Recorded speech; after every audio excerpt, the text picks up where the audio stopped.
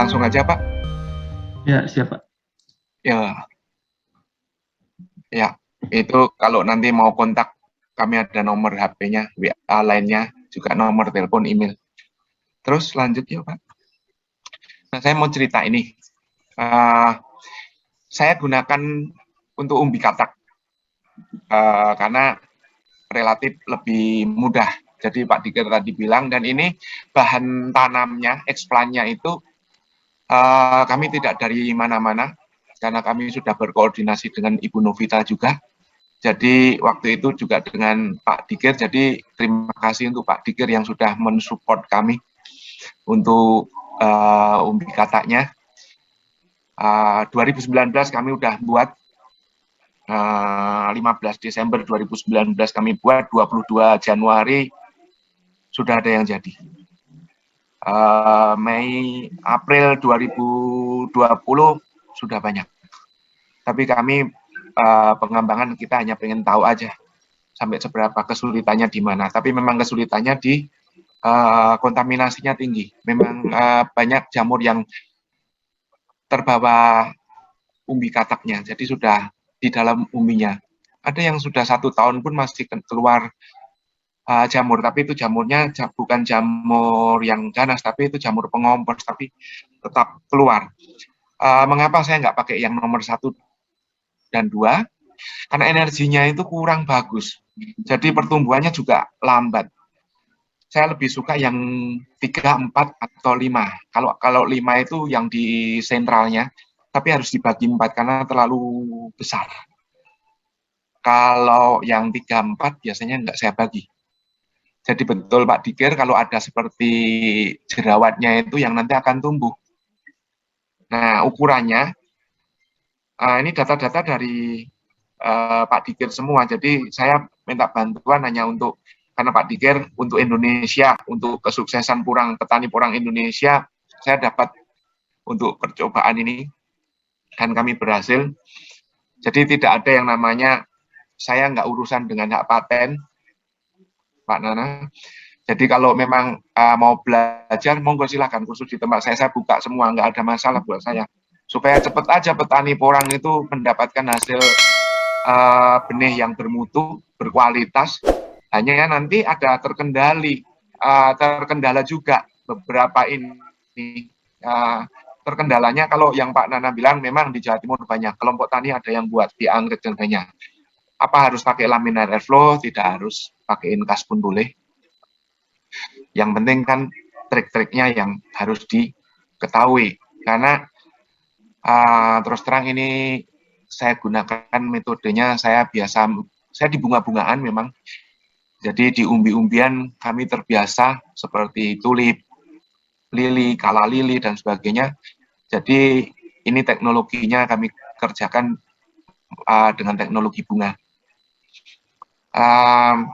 Yang nanti jadi kendala untuk benih kultur jaringan itu, kalau saya kan jelas tertelusur, umbinya jelas, karena Pak Diker juga saya berikan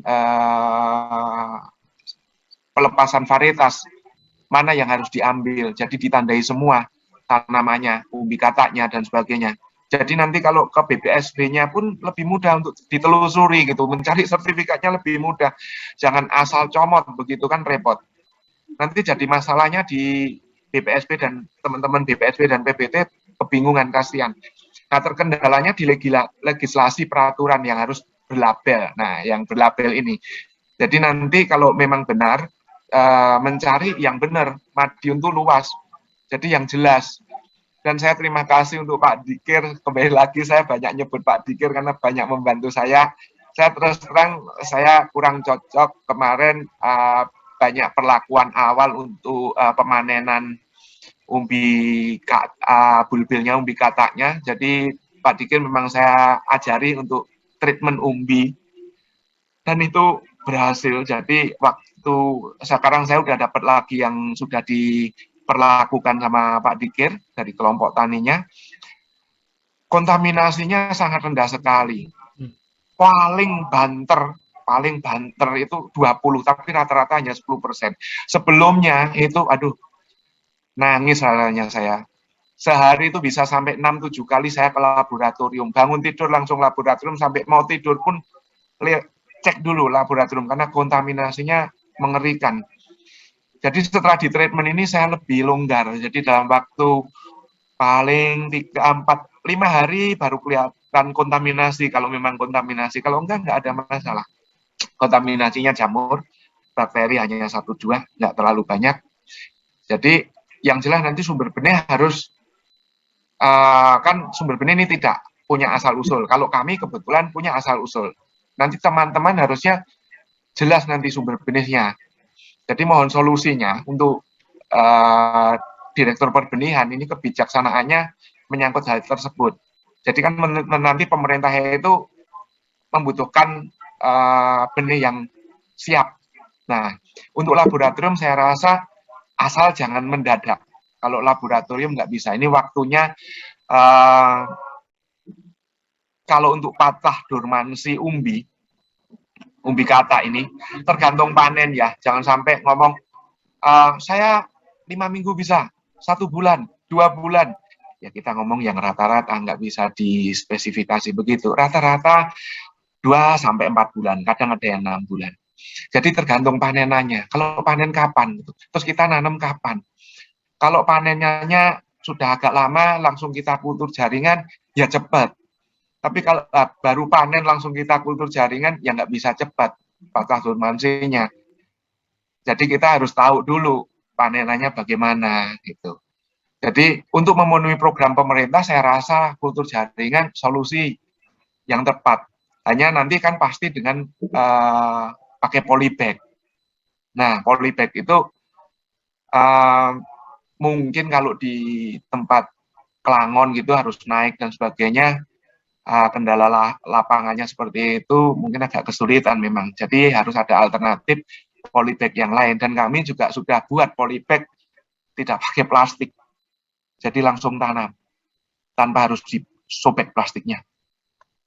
Nah itu kan lebih meringankan petani nanti. Intinya kalau kami dukung sih untuk kebijakan pemerintah. Hanya nanti, nah ini nanti yang jadi permasalahan, andai kata bibit sudah banyak.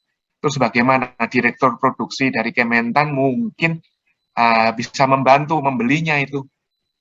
Jangan sampai nanti kultur jaringan tuh cepet banget loh Pak Nana. Itu saya udah hitung tanpa ada mortality, tanpa ada kematian tuh satu umbi katak itu potong jadi 44, jadi 16, jadi 64, jadi 25, jadi kurang lebih nanti dalam waktu 1 tahun, kalau kita potong jadi 6 kali itu kurang lebih nanti bisa menghasilkan sekitar 200-300 bibit dari satu umbi katak.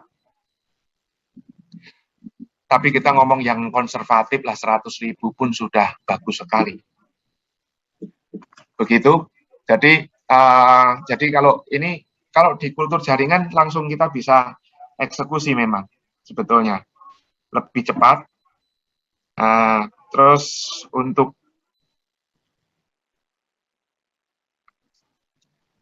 menyediakan, kalau murah saya rasa kalau outputnya keluarannya tinggi pasti harga benihnya murah.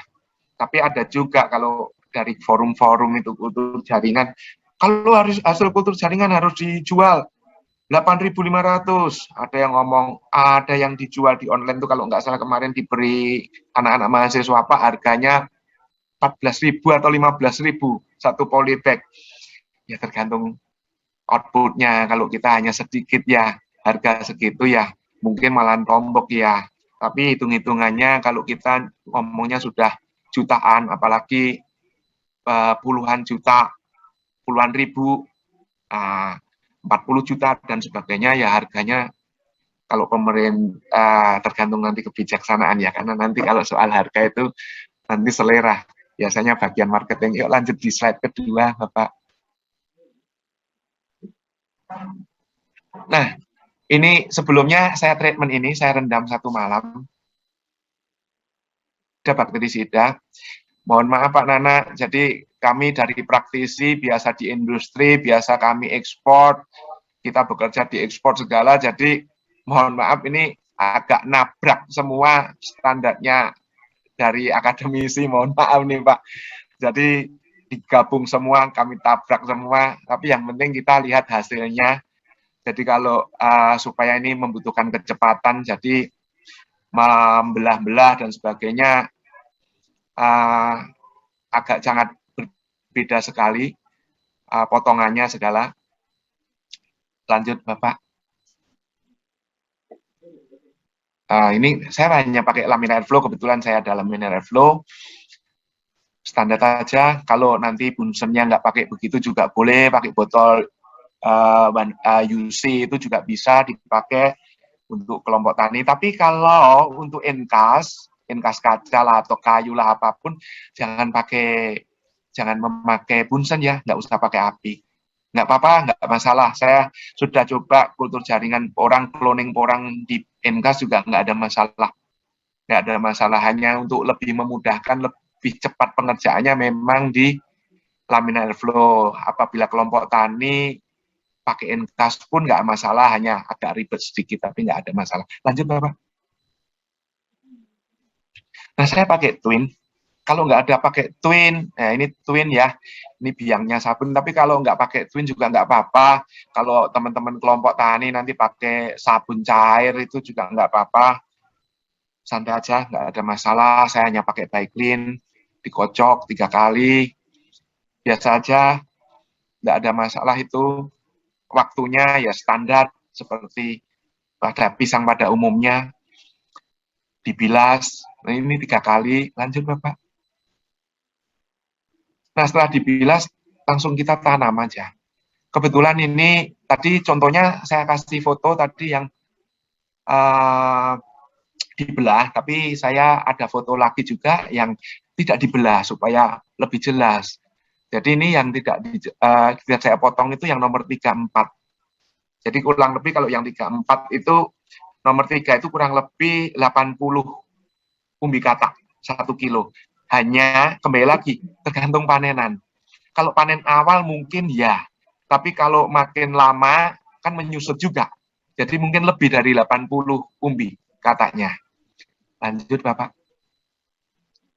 Nah langsung dilabelin. Saya pakainya nggak pakai, ini hanya pakai whiteboard aja, biar mudah dicuci. Saya nggak pakai label.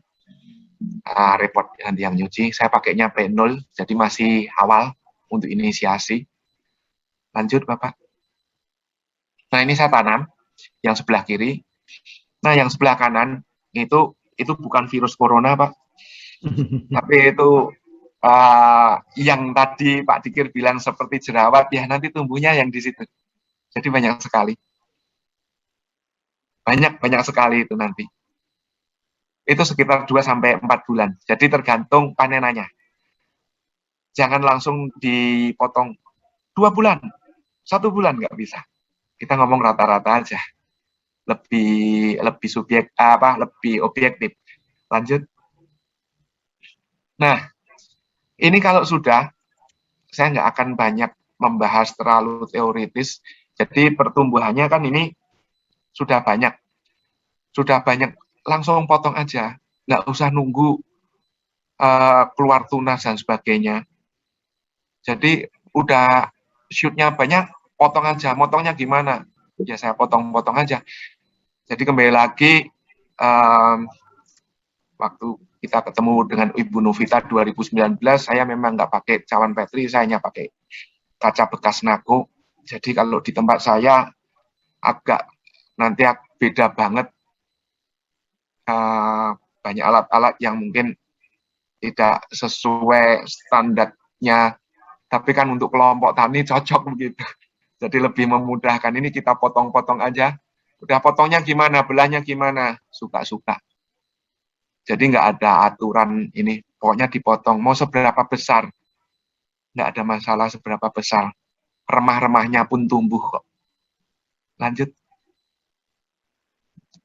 Nah ini ada yang sebelah kiri itu saya potongi daun sama batangnya karena mau saya tanam. Saya coba aja ini, saya potong di batangnya, harusnya bisa gitu.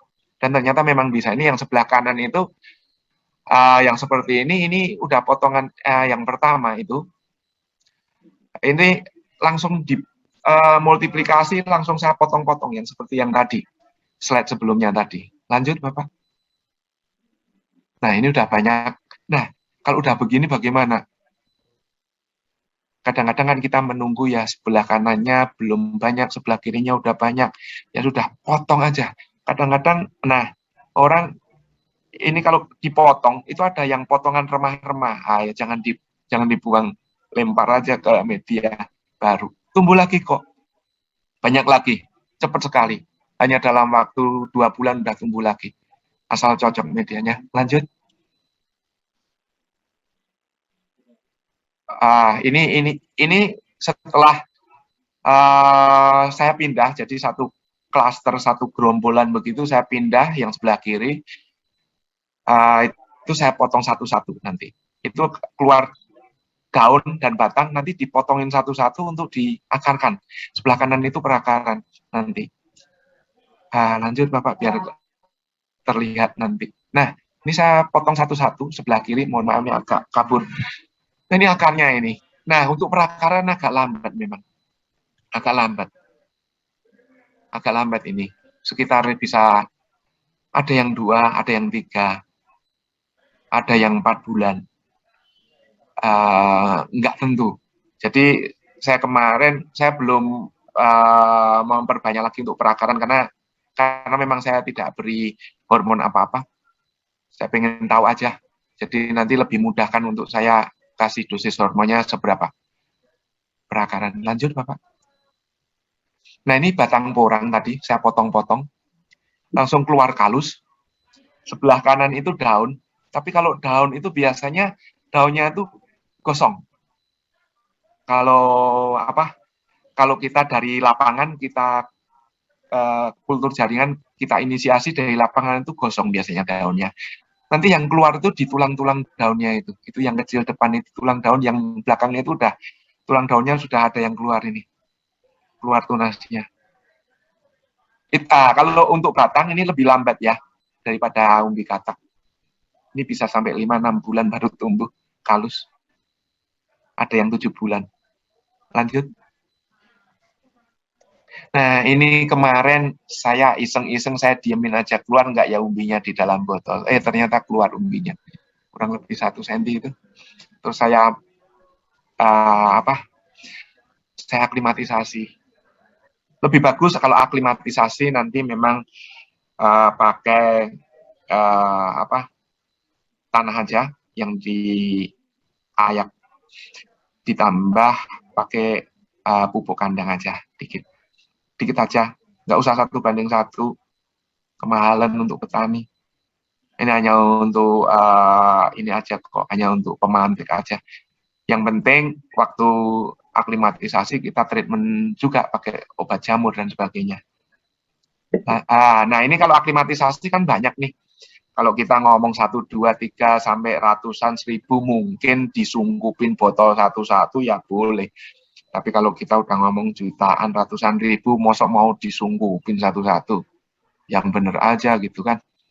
Kebetulan kami punya pengalaman untuk di bunga-bungaan umbi-umbian juga. Kalau aklimatisasi kita ngomongnya udah ratusan ribu. Jadi kita pakainya juga greenhouse mau nggak mau. Langsung di lapangan gitu. Nggak bisa satu-satu disungkupin mau berapa banyak gitu. Dan kok biayanya jadi berapa. Kita kan sedapat mungkin menekan harga serendah mungkin supaya petani dapat harga juga yang tidak terlalu mahal tapi dengan kualitas yang bagus gitu. Yang saya masih jadi pemikiran itu tadi, kalau kelompok tani semua labelnya bagaimana. Nah itu yang jadi permasalahan, sumber benihnya itu asal usulnya, jadi dijelaskan aja nanti harus bagaimana. Tapi kan nggak bisa harus beli di sini, kan sulit juga. Makanya kalau Madiun ya kalau mau AE1 ya AE1 cari yang benar, yang memang bisa ngeluarin sertifikat gitu. Jangan di online gitu ya boleh asal bisa ngeluarin sertifikat, dan hati-hati nanti pemalsuan sertifikatnya bagaimana. Itu perlu dipikirkan. Jadi itu kalau untuk kultur jaringan nanti mohon solusinya dengan Bapak Direktur Perbenihannya juga, mohon nanti dapat dicatat itu Bapak nih, terkendala legalisasi juga. Terus nanti kalau sudah banyak kan itu nanti benih, bantuan benih ini Kalau bantuan benih itu bisa dibantu nggak nih? Ini nanti kita ketemunya dengan petani nih, kelompok tani. Kalau udah banyak sekali yang buat kultur jaringan, nggak sulit. Hanya kita butuh tekun, rajin, jangan malas. Kadang-kadang kalau udah kena kontaminasi, melarikan diri kalau di kultur jaringan itu orang-orang. Jangan takut, nggak masalah. Itu teman kita kok kontaminasi. Jangan dianggap musuh. Kalau dianggap musuh, kita stres nanti. Lanjut, Bapak. Ini satu periode saya tanam. Kita 6 bulan. Apakah bisa saya tanam terus? Saya tidak mau apa waktu ya saya ngikutin petani aja dulu karena ada beberapa yang saya treatment, saya tidak boleh mati nih. Umbinya saya pengennya hidup terus dan besar terus. Nah, jadi umbinya itu membesar terus dan tidak mati. Ya kalau umbi kecil begini dari kultur jaringan, tunasnya banyak, ya memang kalau kecil. Nanti makin dewasa nanti tunasnya juga hanya satu, ini nanti juga satu. Jadi kalau di treatment terus ada ini juga nggak mati sebetulnya. Saya baru nyoba lagi nih yang lebih detail. Saya nggak share di sini takut nanti kalau ada kekeliruan nggak enak. Kalau yang ini kan saya ngikuti petani, 6 bulan sudah sekian ya dari kultur jaringan. Itu kan jelas itu terlihat milimeter bloknya itu satu kotak besar itu 1 senti itu. Nah ini kultur jaringan, jangan karena ada anggapan yang keliru, Pak Nana ini dengan juga petani-petani di YouTube itu belah umbi ngomongnya kultur jaringan. Saya juga bingung, banyak tamu yang ke tempat saya. Kultur jaringan saya siapkan berapa ton umbi katak, saya butuh sekian juta. Nah kalau kultur jaringan kan tadi satu umbi katak aja bisa sekitar taruhlah paling jelek 100.000. Nah kalau kita ngomong juta kan tinggal dikalikan saja.